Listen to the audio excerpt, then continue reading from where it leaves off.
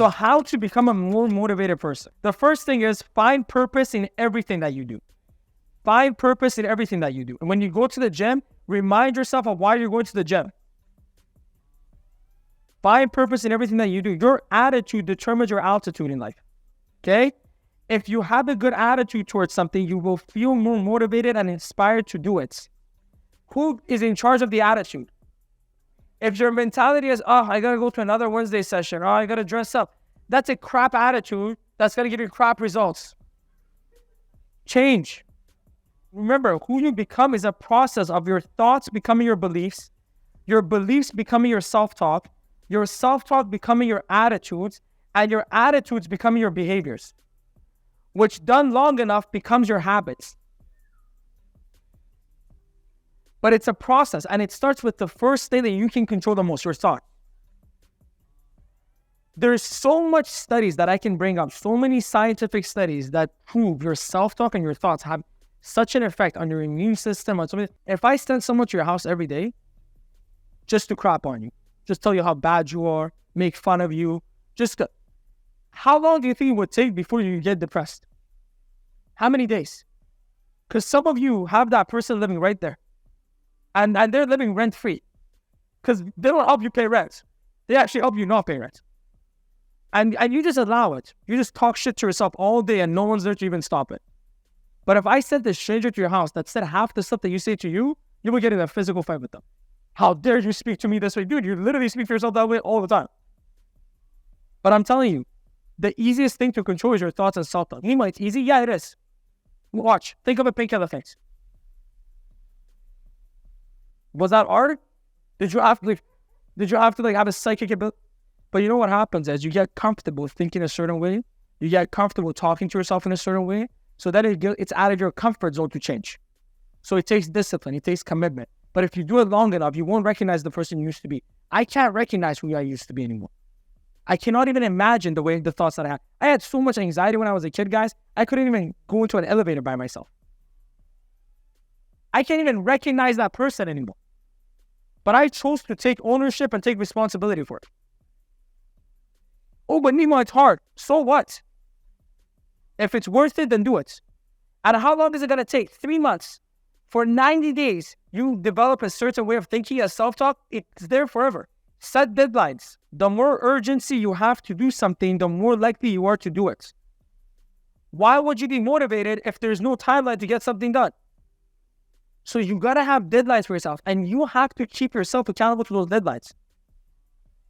I swear to you, I would still be in high school if they let me take the exams whenever I wanted.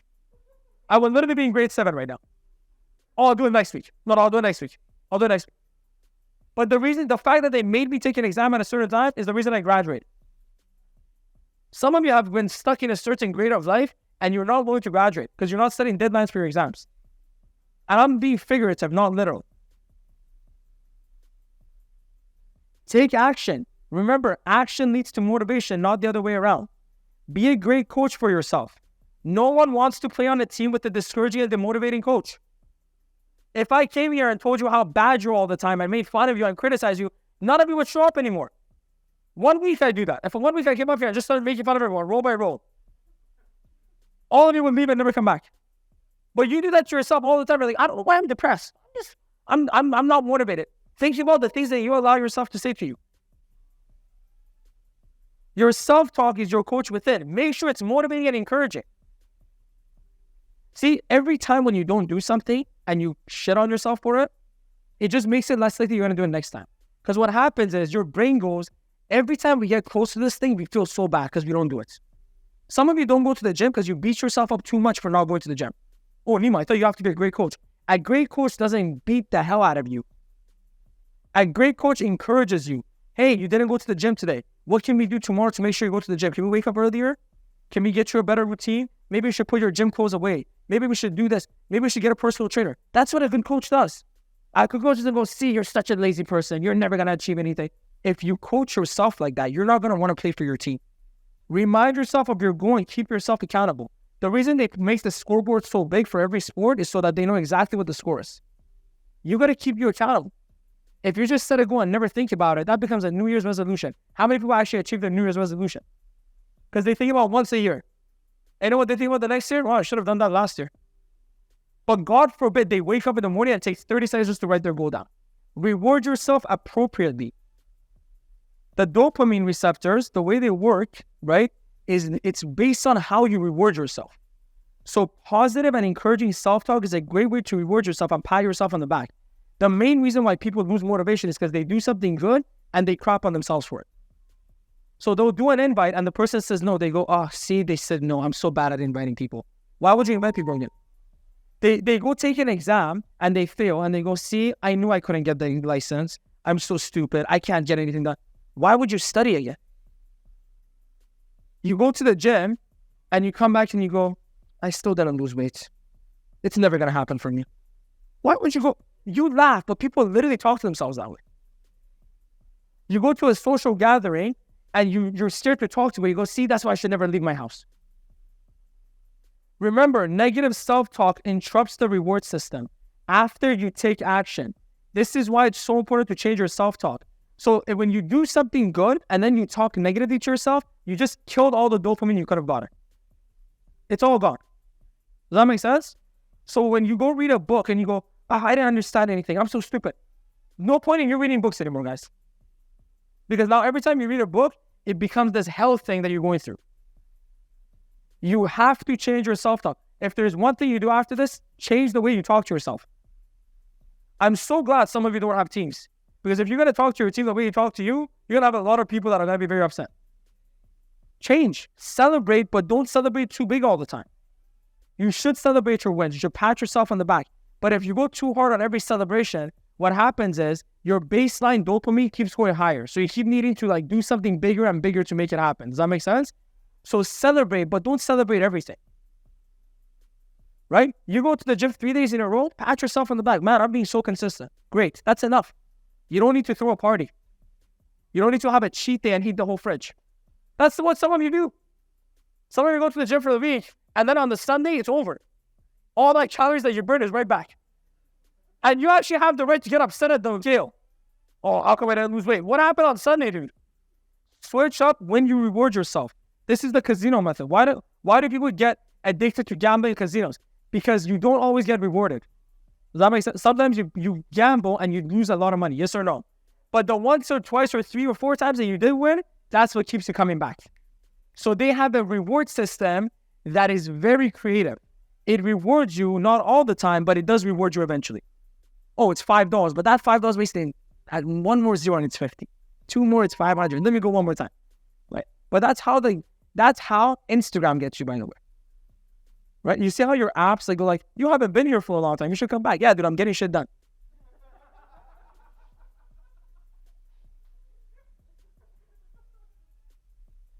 Which brings me to my next one. Avoid cheap dopamine hits. Social media, video games, gambling.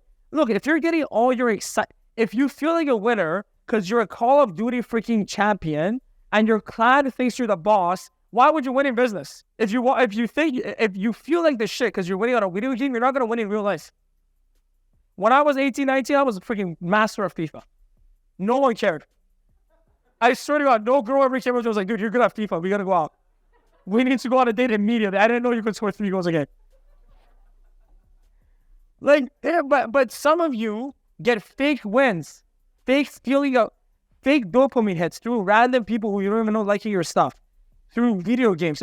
And then you wonder why you're not getting excited when you read a book. Look, the reason when you read a book, it's not exciting is because it's hard to go from playing Call of Duty for 5 hours to reading 10 pages of searching for meaning. Does that make sense? See, when your baseline dopamine, when you get so used to all the video game high, everything else is boring compared to it. Here's my experiment to you that you can go try. Put everything away. Put your phone away, put the video games away, put all the cheap dopamine hits away, and sit there for a second and see what happens. You know what you're going to start doing? You're going to start getting bored. And you know what's going to happen when you start getting bored? Maybe I should go study that license. Maybe I should go read that book. Maybe I should go watch that podcast. Because now that boredom creates a reason for you to do things. But when you fill all your time and fill yourself with all these cheap dopamine hits, what motivation do you have to do anything else? It's better to be bored than distracted. It's better to be bored than distracted. Exercise being bored. Because that boredom could lead to activities that you've been avoiding, that you've been procrastinating. And trust me, you're looking at one of the greatest procrastinators of all time. Okay? So but I changed. I used to procrastinate on everything. I changed. Now, it's such a habit for me to get things done. The minute it comes to my mind, I gotta do it. People who procrastinate are no different than an iPhone with 100 billion apps open. What does that iPhone look like? It glitches all the time. It's slow. Some people are that of the iPhone. Some people glitch all the time. Because they have so many things that they're procrastinating on. So many decisions that they got to go think about. Close the apps. Okay? Finish your to-do list. Make the decisions. And just see how weightless you feel after. When it's all off your shoulders. You'll have that experience one time. You'll never procrastinate again. Think about how good it will feel when you accomplish your goal. How good you'll feel after your workout. Here's another thing that I think you should do. Also think about how bad it's going to feel if you don't do it. See, more people are motivated to go to the gym to not get a heart attack than to get a six-pack. Because the six-pack is negotiable. 2 packs are also good. If I get a big enough chest, no one really looks at my abs. But if you get a heart attack coming in 4 months, there's no argument against that. Does that make sense? So sometimes, you know what you need to do to motivate yourself? Sometimes you need to sit there and go, what if I don't do anything? How's my life going to look in 5 years? That's shit. That would be terrifying. Like, you should get anxiety. Anxiety is a good thing if you learn how to use it. Problem is, anxiety uses people. Anxiety is a mechanism that's used to get you to run away from the lion. It's good. If you don't have anxiety, the lion eats you. You understand that, right? But when you get used by anxiety, meaning your anxiety takes over, that's when it becomes a diminishing factor in your life. But if you can learn to use your anxiety, because if you sit there and go, man, if I don't go to the gym, when I take my shirt off on the beach, it's just not going to turn. You're going to get up and go to the gym. And I'm not saying do this all the time. But you know how sometimes you drink Red Bull, even though you know it's going to kill you, but you're like, dude, I just need that extra energy for today. You know when you do that for the exams? Yes or no? Okay, this is like that Red Bull. You shouldn't use it all the time. But once in a while, when you need that extra for motivation, you should sit there and go, what if I don't get anything done and my parents work for the rest of their life? And I want you to cry about that for 5 minutes. And you'll never be more motivated again. Sometimes you need to sit there and go, if I don't do anything, my kids are going to be literally disappointed in me. And that's going to get you. You understand what I'm trying to say? Sometimes you need that extra push. Create self-talk and thoughts that reward you for taking the right action, not just achieving the final goal. We talked about an intrinsic motivation, right? You have to fall in love with the process. Make yourself believe and sell yourself on why the process is the reward, and reward yourself for taking action. Don't reward yourself for the results. Guys, the reason I could walk around those malls was because every time I did an invite, I'm like, dude, no one else is doing this. These kids are sitting in a classroom, patting each other on the back, kumbaya, we're going to get a degree and get a job. I'm out here in a freaking mall every day. I'm going to 100% get way richer than they are because they're all willing to do what I'm doing. That's how I would motivate myself. Now imagine if that's me in your head, how motivated would you be? If I'm just pumping you up like that all the time. Do it for yourself. But that's what I would do. I would sell myself on the process, not on the final results. Because I'm like, dude, the thing that I'm doing here, no one else is willing to do. So there's no way I'm going to get the same results as that. So I found a way to reward myself for the action, not the results. That's why no matter how many people said no to me, I went home, I'm like, dude, I'm going to be rich. Because there's no way anyone's going to go to a gas station at 10:45 p.m. to invite some dude there who has no desire to talk to me and then end up at home at 11:30 and do it all over again every single day for 2 years. So there's no way I'm not going to get. That was the mindset. That was the thinking behind it. And guess what? It ended up happening. This will give you a huge intrinsic motivation. Here's another one. Association. Some of you are not motivated because you don't have motivated people around you. Okay? I'm going to go through this quick and then we'll be done soon. There's only a couple more. But here's the thing. Mentors or people who you can be accountable to. The more people you are accountable to, the more likely you are to take action. You know what's funny? When you're feeling down, you do the opposite of everything that would make you feel good. When you're feeling down and the devil takes over, I believe hell and heaven are on this earth. And I believe the devil and angel are very real. It lives in your head. There's a devil in your head and there's an angel in your head. Does that make sense? The devil is the negative and the angel is the positive. Who you listen to and who you act on determines if life is heaven for you or hell for you. So let me give you an example. If you have people around you who are constantly putting you down, you can't do this. It's not about you. It's about them. People say to you the same things they say to themselves. Make sense? So that person who says you can't do it has been saying that to themselves their whole life. That person who says, oh, you're not going to be successful if you don't go to university, he has been saying that to themselves all their life. You don't need to adopt that self-talk, but if you hang out with them long enough, you can't help but adopt it. Does that make sense? So it's funny to me that when we feel down and negative, we avoid the people who can make us feel better.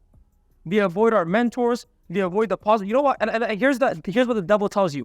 What do you want to call him for? You know what he's going to say. He's going to tell you not to give up. He's going to tell you to keep going. Do you feel like that? Do you feel like going through that? Just call Jenny. She'll tell you it's not your phone. She'll tell you it's everyone else's fault. She'll tell you it's a scam. And maybe she's right today. Because I'm tired of rejection, so I'll go with what she says. A week before, this is my life. I love this. It's my purpose. Right? 2 days of rejections. Jenny was right. It's a pyramid. It's a pyramid. Jenny was right. It's the shape. It's the shape for me. Capitalism is a pyramid scheme. Okay, this is the only pyramid that you can actually get to the top. I'm telling you, try Walmart. See if they'll let you be the CEO. Yeah, Nemo, if I go to Walmart until the age of 65 and I have 2 years left to work, they might actually call me up to management position. That's a pyramid to me. This, where Roman can make 60,000 based on his own efforts, how is this a pyramid? This is a pyramid with ladders and everyone's free to climb. But I totally understand why that person has to believe that thought. Because if they believe this is legit, they have to actually get to work. See, it's easier to think you need genetics or steroids to be fit, because then you don't have to show up. I'm just not one of those gym rats. Yeah, that's why. I'm fat, but I'm not a gym rat. That's the point. I'm just telling you, stop selling yourself on these lies. It doesn't make your life easier. It just makes you feel better temporarily. Audiobooks, books, podcasts, motivational videos. I had no friends. One of the best things that happened. Seriously. I had no, because if I had friends, I'm sure they would have been negative. They would have let me down. I had no friends, so here were my friends. Ed Milet, Tony Robbins, Jim Rohn, Eric Worre, Darren Hardy. These were my friends. And every time I got in the car, I listened. Great conversations. And you know what ended up happening? I started talking like them. And you know what happened when I started talking like them? People that also talk like them started getting attracted to me. And I found friends that were actually there as partners, not as people to try to hold me back so they can feel better about their life. Motivational music. But here's the thing. While you visualize your better future and how great you will feel the feeling now and you will be pulled so you won't need to push as much. There's two ways you can get motivated. You can either be pulled to take action or you have to push yourself to take action. Okay? You know what the difference is? Pushing requires a lot of willpower. Pulling doesn't require any. Well, how do you get pulled by a goal? When you feel how good it feels when you get there, it pulls you to take action. When you feel how bad it's going to feel if you don't, it pulls you to take action. That makes sense? When you just try to do the activity just to do it, now you have to push yourself and have willpower behind it. Motivated friends. You are the average of the 5 people you associate with the most. Right? The only way to improve your associations, guys, is to limit the time with your current ones. I didn't say cut them out. I didn't say eliminate them. I said reduce the amount of time you spend with them. If you do that, now that extra free time that you have, you can actually use to meet new people that can add to your life instead of detract from it. But they do kind of detract, but I've been friends with them since high school. So they've been ruining your life since high school. So you want to keep them around for another 10 years? Some of you have certain friends just because it's comfortable to hang out with them or just because they're available. Routines. Every discipline leads to another. Okay? We talked about all of that before. Become healthier. Lack of sleep, digestion problems, muscle pain, all these things can make us feel demotivated and can be a big distraction from our goals. So get your health in order. Do the best that you can. I understand that some things in our health is out of our control, some things are in our control. Whatever is in your control, take action on it. And last but not least, raise your confidence. It's hard to be motivated if you don't believe you can accomplish anything. Some of you are like, Nima, that's me. It's your fault that that's you. Oh, but you don't know how I grew up. It's still your fault.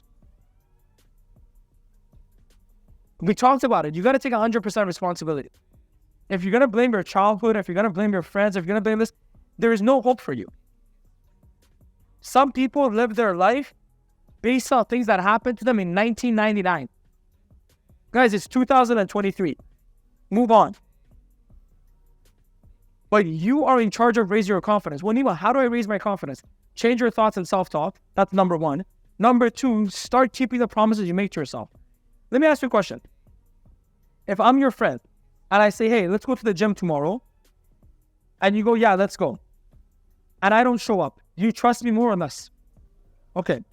If I say, hey, man, let's meet at this bar, we're going to hang out, it's going to be a good time, and I don't show up to the bar on time, I come 40 minutes late, are you going to trust me more or less? In every language, I don't care what language you speak, in every language, confidence means the exact same thing. Trust in yourself. Does that make sense? In Farsi, it's e'temad benafs, right? Confidence in yourself. In English, confidence.